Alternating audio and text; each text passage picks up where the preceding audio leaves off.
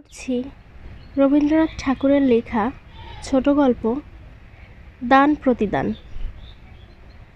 বড়গিন্নি যে কথাগুলো বলিয়া গেলেন তাহার ধার যেমন তাহার বিষও তেমনি। যে হতভাগিনীর উপর প্রয়োগ করিয়া গেলেন তাহার চিত্তপুত্তলি একেবারে জ্বলিয়া জ্বলিয়া লুটিতে লাগিল। বিশেষত কথাগুলো তাহার স্বামীর উপর লক্ষ্য করিয়া বলা, এবং স্বামী রাধামুকুন্দ তখন রাত্রের আহার সমাপন করিয়া অনতিদূরে বসিয়া তাম্বুলের সহিত তাম্রকূটধূম সংযোগ করিয়া খাদ্য পরিপাকে প্রবৃত্ত ছিলেন। কথাগুলা শ্রুতিপথে প্রবেশ করিয়া তাহার পরিপাকের যে বিশেষ ব্যাঘাত করিল এমন বোধ হইল না। অবিচলিত গাম্ভীর্যের সহিত তাম্রকূট নিঃশেষ করিয়া অভ্যাসমতো যথাকালে শয়ন করিতে গেলেন। কিন্তু এরূপ অসামান্য পরিপাক শক্তি সকলের নিকটে প্রত্যাশা করা যাইতে পারে না। রাসমণি আজ শয়নগৃহে আসিয়া স্বামীর সহিত এমন ব্যবহার করিল যাহা ইতপূর্বে সে কখনো করিতে সাহস করে নাই। অন্যদিন শান্তভাবে শয্যায় প্রবেশ করিয়া নীরবে স্বামীর পদসেবায় নিযুক্ত হইত। আজ একেবারে সবেগে কঙ্কণ ঝঙ্কার করিয়া স্বামীর প্রতি বিমুখ হইয়া বিছানার এক পাশে শুইয়া পড়িল এবং ক্রন্দনাবেগে শয্যাতল কম্পিত করিয়া তুলিল। রাধামুকুন্দ তৎপ্রতি মনোযোগ না দিয়া একটা প্রকাণ্ড পাশ বালিশ আঁকড়িয়া ধরিয়া নিন্দার চেষ্টা করিতে লাগিলেন। কিন্তু তাহার ওই ঔদাসীন্যে স্ত্রীর অধৈর্য উত্তরোত্তর বাড়িয়া উঠিতেছে দেখিয়া অবশেষে মৃদু গম্ভীর স্বরে জানাইলেন যে তাহাকে বিশেষ কার্যবশত ভোরে উঠিতে হইবে, এক্ষণে নিদ্রা আবশ্যক।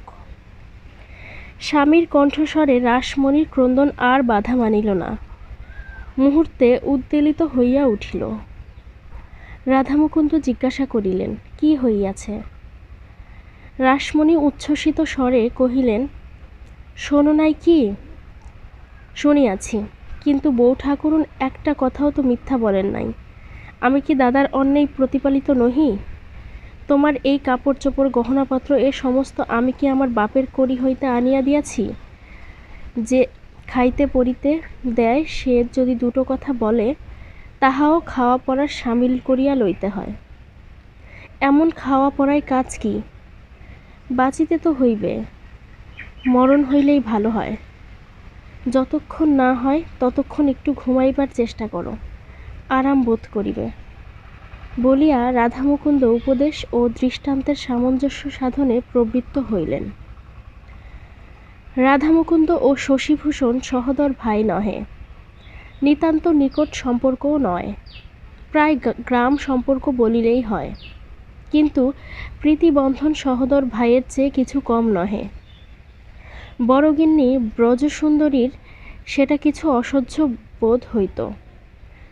বিশেষত শশীভূষণ দেওয়া থোয়া সম্বন্ধে ছোট বউয়ের অপেক্ষা নিজ স্ত্রীর প্রতি অধিক পক্ষপাত করিতেন না, বরঞ্চ যে জিনিসটা নিতান্ত একজোড়া না মিলিত সেটা গৃহিণীকে বঞ্চিত করিয়া ছোট বউকেই দিতেন। তাহা ছাড়া অনেক সময়ে তিনি স্ত্রীর অনুরোধ অপেক্ষা রাধামুকুন্দের পরামর্শের প্রতি বেশি নির্ভর করিতেন। তাহার পরিচয় পাওয়া যায়।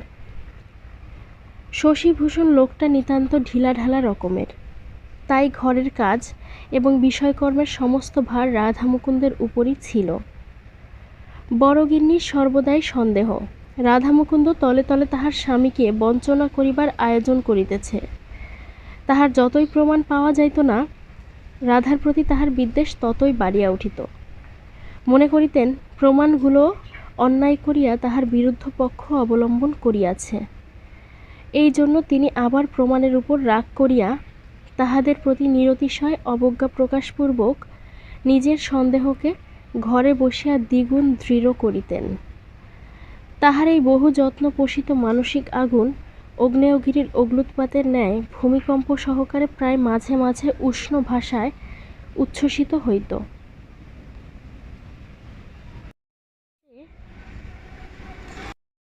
রাধামুকুন্দের ঘুমের ব্যাঘাত হইয়াছিল কিনা বলিতে পারি না, কিন্তু পরদিন সকালে উঠিয়া তিনি বিরস মুখে শশীভূষণের নিকট গিয়া দাঁড়াইলেন। শশীভূষণ ব্যস্ত সমস্ত হইয়া জিজ্ঞাসা করিলেন, রাধে, তোমায় এমন দেখিতেছি কেন? অসুখ হয় নাই তো? রাধামুকুন্দ মৃদু স্বরে ধীরে ধীরে কহিলেন, দাদা, আর তো আমার এখানে থাকা হয় না। এই বলিয়া গত সন্ধ্যাকালে বড় গৃহিণীর আক্রমণ বৃত্তান্ত সংক্ষেপে এবং শান্তভাবে বর্ণনা করিয়া গেলেন। শশীভূষণ হাসিয়া কহিলেন, এ তো নূতন কথা নহে। ও তো পরের ঘরের মেয়ে, সুযোগ পাইলেই দুটো কথা বলিবে। তাই বলিয়া কি ঘরের লোককে ছাড়িয়া যাইতে হইবে? কথা আমাকেও তো মাঝে মাঝে শুনিতে হয়, তাই বলিয়া তো সংসার ত্যাগ করিতে পারি না। রাধা কহিলেন, মেয়ে মানুষের কথা কি আর সহিতে পারি না? তবে পুরুষ হইয়া জন্মাইলাম কি করিতে? কেবল ভয় হয় তোমার সংসারে পাছে অশান্তি ঘটে। শশীভূষণ কহিলেন, তুমি গেলে আমার কিসের শান্তি? আর অধিক কথা হইল না। রাধামুকুন্দ দীর্ঘ নিঃশ্বাস ফেলিয়া চলিয়া গেলেন। তাহার হৃদয়ভার সমান রহিল। এদিকে বড় গৃহিণীর আক্রোশ ক্রমশই বাড়িয়া উঠিতেছে। সহস্র উপলে যখন তখন তিনি রাধাকে খোঁটা দিতে পারিলে ছাড়েন না। মুহুর্মুহু বাক্যবাণে রাসমণির অন্তরাত্মাকে এক প্রকার স্বরশয্যাশায়ী করিয়া তুলিলেন। রাধা যদিও চুপচাপ করিয়া তামাক টানেন এবং স্ত্রীকে ক্রন্দনোন্মুখী দেখিবা মাত্র চোখ বুজিয়া নাক ডাকাইতে আরম্ভ করেন, তবু ভাবে বোধ হয় তাহারও অসহ্য হইয়া আসিয়াছে। কিন্তু শশীভূষণের সহিত তাহার সম্পর্ক তো আজিকার নহে। দুই ভাই যখন প্রাতকালে পান্তা ভাত খাইয়া পাততাড়ি একসঙ্গে পাঠশালায় যাইত, উভয়ে যখন একসঙ্গে পরামর্শ করিয়া গুরুমহাশয়কে ফাঁকি দিয়া পাঠশালা হইতে পালাইয়া রাখাল ছেলেদের সঙ্গে মিশিয়া নানাবিধ খেলা ফাঁদিত, এক বিছানায় শুইয়া স্তিমিত আলোকে মাসির নিকট গল্প শুনিত, ঘরের লোককে লুকাইয়া রাত্রে দূর পল্লীতে যাত্রা শুনিতে যাইত এবং প্রাতকালে ধরা পড়িয়া অপরাধ এবং শাস্তি উভয়ে সমান ভাগ করিয়া লইত, তখন কোথায় ছিল ব্রজসুন্দরী, কোথায় ছিল রাসমণি? জীবনের এতগুলো দিনকে কি একদিনে বিচ্ছিন্ন করিয়া চলিয়া যাওয়া যায়? কিন্তু এই বন্ধন যে স্বার্থপরতার বন্ধন, এই প্রগাঢ় প্রীতি যে পরান্ন প্রত্যাশায় সুচতুর ছদ্মবেশ। এরূপ সন্দেহ, এরূপ আভাস মাত্র তাহার নিকট বিষতুল্য বোধ হইত। অতএব আর কিছুদিন এরূপ চলিলে কি হইত বলা যায় না। কিন্তু এমন সময়ে একটা গুরুতর ঘটনা ঘটিল। যে সময়ের কথা বলিতেছি, তখন নির্দিষ্ট দিনে সূর্যাস্তের মধ্যে গভর্নমেন্টের খাজনা শোধ না করিলে জমিদারি সম্পত্তি নিলাম হইয়া যাইত। একদিন খবর আসিল, শশীভূষণের একমাত্র জমিদারি পরগনা এনাদ শাহীর লাটের খাজনার দায়ে নিলাম হইয়া গেছে। রাধামুকুন্দ তাহার স্বাভাবিক মৃদু প্রশান্তভাবে কহিলেন, আমারই দোষ। শশীভূষণ কহিলেন, তোমার কিসের দোষ? তুমি তো খাজনা চালান দিয়াছিলে। পথে যদি ডাকাত পড়িয়া লুটিয়া লয়, তুমি তাহার কি করিতে পারো? দোষ কাহার এক্ষণে তাহা স্থির করিতে বসিয়া কোনো ফল নাই। এখন সংসার চালাইতে হইবে। শশীভূষণ হঠাৎ যে কোনো কাজকর্মে হাত দিবেন, সেরূপ তাহার স্বভাব ও শিক্ষা নহে। তিনি যেন ঘাটের বাঁধার সোপান হইতে পিছলিয়া এক মুহূর্তে ডুবো জলে গিয়া পড়িলেন। প্রথমে তিনি স্ত্রীর গহনা বন্ধক দিতে উদ্যত হইলেন। রাধামুকুন্দ এক থলে টাকা সম্মুখে ফেলিয়া তাহাকে বাধা দিলেন। তিনি পূর্বেই নিজ স্ত্রীর গহনা বন্ধক রাখিয়া যথোপযুক্ত অর্থ সংগ্রহ করিয়াছিলেন। সংসারে একটা এই মহৎ পরিবর্তন দেখা গেল। সম্পদকালে গৃহিণী যাহাকে দূর করিবার সহস্র চেষ্টা করিয়াছিলেন, বিপদকালে তাহাকে ব্যাকুলভাবে অবলম্বন করিয়া ধরিলেন। এই সময় দুই ভ্রাতার মধ্যে কাহার উপরে অধিক নির্ভর করা যাইতে পারে, তাহা বুঝিয়া লইতে তাহার বিলম্ব হইল না। কখনো যে রাধামুকুন্দের প্রতি তাহার তিলমাত্র বিদ্বেষভাব ছিল, এখন আর তাহার প্রকাশ পায় না। রাধামুকুন্দ পূর্ব হইতেই স্বাধীন উপার্জনের জন্য প্রস্তুত হইয়াছিল। নিকটবর্তী শহরে সে মোক্তারি আরম্ভ করিয়া দিল। তখন মোক্তারি ব্যবসায় আয়ের পথ এখনকার অপেক্ষা বিস্তৃত ছিল। এবং তীক্ষ্ণ বুদ্ধি সাবধানী রাধামুকুন্দ প্রথম হইতেই পসার জমাইয়া তুলিল। ক্রমে সে জেলার অধিকাংশ বড় বড় জমিদারের কার্যভার গ্রহণ করিল। এক্ষণে রাসমণির অবস্থা পূর্বের ঠিক বিপরীত। এখন রাসমণির স্বামীর অন্নেই শশীভূষণ এবং ব্রজসুন্দরী প্রতিপালিত। সে কথা লইয়া সে স্পষ্ট কোনো গর্ব করিয়াছিল কিনা জানি না, কিন্তু কোনো একদিন বোধ করি আভাসে ইঙ্গিতে ব্যবহারে সেই ভাব ব্যক্ত করিয়াছিল। বোধ করি দেমাকের সহিত পা ফেলিয়া এবং হাত দুলাইয়া কোনো একটা বিষয়ে বড়গিন্নির ইচ্ছার প্রতিকূলে নিজের মন মতো কাজ করিয়াছিল, কিন্তু সে কেবল একটি দিন মাত্র।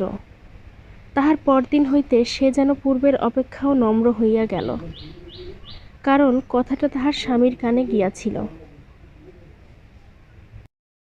রাত্রে রাধামুকুন্দ কি কি যুক্তি প্রয়োগ করিয়াছিল ঠিক বলিতে পারি না। পরদিন হইতে তাহার মুখে আর না রহিল না, বড়গিন্নির দাসীর মতো হইয়া রহিল। শোনা যায় রাধামুকুন্দ সেই রাত্রে স্ত্রীকে তাহার পিতৃভবনে পাঠাইবার উদ্যোগ করিয়াছিল এবং সপ্তাহকাল তাহার মুখদর্শন করে নাই। অবশেষে ব্রজসুন্দরী ঠাকুরপোর হাতে ধরিয়া অনেক মিনতি করিয়া দম্পতির মিলন সাধন করাইয়া দেন এবং বলেন, ছোট বউ তো সেদিন আসিয়াছে, আর আমি কত কাল হইতে তোমাদের ঘরে আছি ভাই। তোমাতে আমাতে যে চিরকালের প্রিয় সম্পর্ক, তাহার মর্যাদা ও কি বুঝিতে শিখিয়াছে? ও ছেলে মানুষ, উহাকে মাপ করো। রাধামুকুন্দ সংসার খরচের সমস্ত টাকা ব্রজসুন্দরীর হাতে আনিয়া দিতেন। রাসমণি নিজের আবশ্যক ব্যয় নিয়ম অনুসারে অথবা প্রার্থনা করিয়া ব্রজসুন্দরীর নিকট হইতে পাইতেন। মধ্যে বড়গিন্নির অবস্থা পূর্বাপেক্ষা ভালো বই মন্দ নহে, কারণ পূর্বেই বলিয়াছি, শশীভূষণ স্নেহবশে এবং নানা বিবেচনায় রাসমণিকে বরঞ্চ অনেক সময় অধিক পক্ষপাত দেখাইতেন। শশীভূষণের মুখে যদিও তাহার সহজ প্রফুল্ল হাস্যের বিরাম ছিল না, কিন্তু গোপন অসুখে তিনি প্রতিদিন কৃশ হইয়া যাইতেছিলেন। আর কেহ তাহা ততটা লক্ষ্য করে নাই। কেবল দাদার মুখ দেখিয়া রাধার চক্ষে নিদ্রা ছিল না। অনেক সময় গভীর রাত্রে রাসমণি জাগ্রত হইয়া দেখিত, গভীর দীর্ঘ নিঃশ্বাস ফেলিয়া অশান্তভাবে রাধা এপাশ ওপাশ করিতেছে। রাধামুকুন্দ অনেক সময় শশীভূষণকে গিয়া আশ্বাস দিত, তোমার কোনো ভাবনা নাই দাদা, তোমার পৈতৃক বিষয় আমি ফিরাইয়া আনিব, কিছুতেই ছাড়িয়া দিব না, বেশি দিন দেরিও নাই। বাস্তবিক বেশি দিন দেরিও হইল না।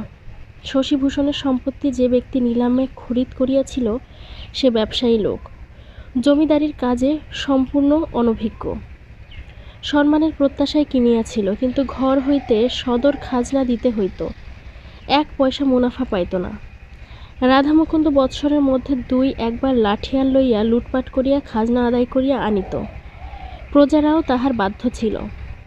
অপেক্ষাকৃত নিম্নজাতীয় ব্যবসাজীবী জমিদারকে তাহারা মনে মনে ঘৃণা করিত এবং রাধামুকুন্দের পরামর্শে ও সাহায্যে সর্বপ্রকারেই তাহার বিরুদ্ধাচরণ করিতে লাগিল। অবশেষে সে বেচারা বিস্তর মকদ্দমা মামলা করিয়া বারবার অকৃতকার্য হইয়া এই ঝঞ্ঝাট হাত হইতে ঝাড়িয়া ফেলিবার জন্য উৎসুক হইয়া উঠিল। সামান্য মূল্যে রাধামুকুন্দ সেই পূর্ব সম্পত্তি পুনর্বার কিনিয়া লইলেন। লেখায় যত অল্পদিন মনে হইল, আসলে ততটা নয়। ইতোমধ্যে প্রায় 10 বৎসর উত্তীর্ণ হইয়া গিয়াছে।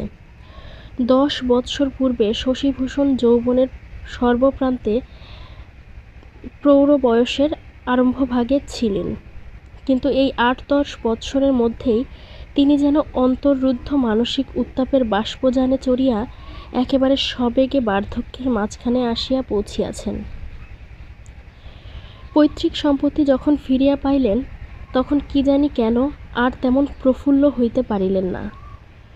বহুদিন অব্যবহারে হৃদয়ের বীণাযন্ত্র বোধ করি বিকল হইয়া গিয়াছে। এখন সহস্রবার তার টানিয়া বাঁধিলেও ঢিলা হইয়া নামিয়া যায়। সে সুর আর কিছুতেই বাহির হয় না। গ্রামের লোকেরা বিস্তর আনন্দ প্রকাশ করিল। তাহারা একটা ভোজের জন্য শশীভূষণকে গিয়া ধরিল। শশীভূষণ রাধামুকুন্দকে জিজ্ঞাসা করিলেন, কি বলো ভাই? রাধামুকুন্দ বলিলেন, অবশ্য শুভদিনে আনন্দ করিতে হইবে বই কি।